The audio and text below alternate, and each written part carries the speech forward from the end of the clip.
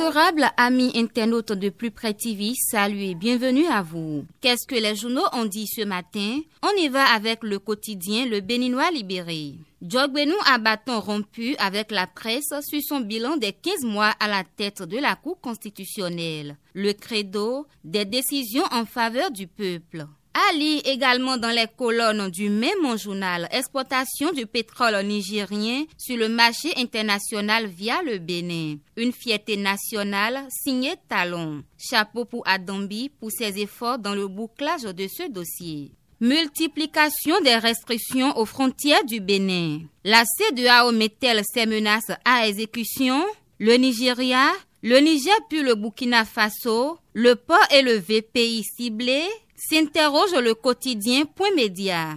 Dynamisme info à présent, remaniement ministériel, ce que le chef de l'État devrait virer. Allez donc lire la page 3 du quotidien pour les découvrir.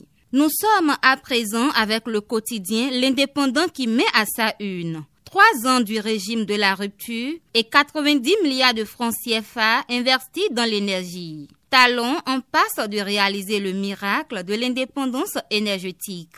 Le journal parle également du COS-LEPI et nous informe que Jérémy Adomaou est élu président.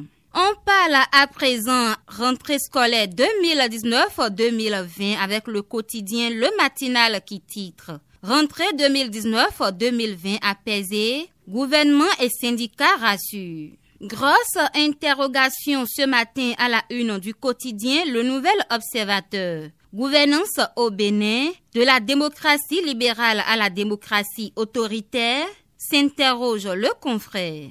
Monolithisme politique, après l'Assemblée nationale, l'exécutif. Le journal du service public La Nation dans sa livraison de ce jour affiche en manchette 15 premiers mois de la Cour constitutionnelle, 6e mandature. Joseph Djogbenou se prononce sans tabou. Suite à l'accident d'un cargo militaire à Savère, le chef d'état-major général des armées aux cheveux des blessés, informe le même journal. Les internautes très surpris que Patrice Talon pouvait faire un jour preuve de compassion. Voilà assez d'indices qui attestent de la désapprobation et du désamour entre gouvernants et gouvernés. Et voilà, c'est ce que titre le quotidien L'Écho. À la suite du quotidien L'Écho, Soleil Levant fait place et titre Jean-Claude Oussou, ministre de l'Énergie sur Asgouv. Maria Gleta a coûté moins que prévu, 90 milliards de francs CFA pour 106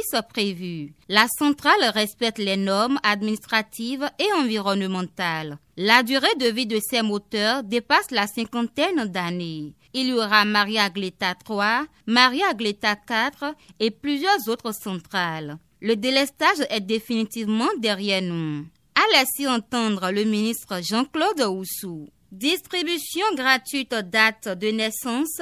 Encore une prolongation pour les retardataires jusqu'au 12 septembre. On parle à présent sport avec le quotidien Matin Libre pour mettre un thème à la une des journaux de ce jour. Championnat d'Afrique de Oussou, déjà 4 médailles, or et bronze pour le Bénin.